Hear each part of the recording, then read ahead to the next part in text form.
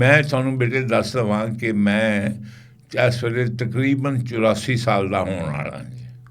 तो मैं बेटे पाकिस्तान बनते देखिया, टुटते देखिया, 3 जंगां लड़ियाँ, रन कच्छ की जंग लड़ी, 65 की जंग लड़ी, 71 की जंग लड़ी, फिर मैं नेवी का चीफ बन की जंग लड़ी, उहदे च मैं कामयाब नहीं होया। तो फिर मैनू लॉलीपॉप दे के सफीर बना के ट्यूनिस भेज दिता। तो उत्थे मेरे नाल जिहड़ी अमरीका की सफीर सी उहदे नाम सी रॉबन रफीअल, और उहदे बाद मैं उत्थे यासर अरफात दे नाल भी उत्थे आ गया सी, मैं सफीर सी।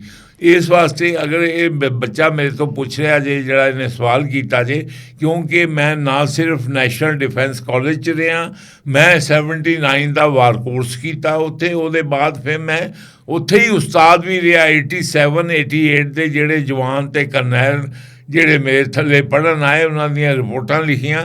इस वास्ते ये जरा बच्चे ने सवाल किया कि चीफ ऑफ डिफेंस जरा जे फोर्सिस वो की हुंदा है, इस वास्ते मैं हुण तुहानूं दस रहा कि की हुंदा जी।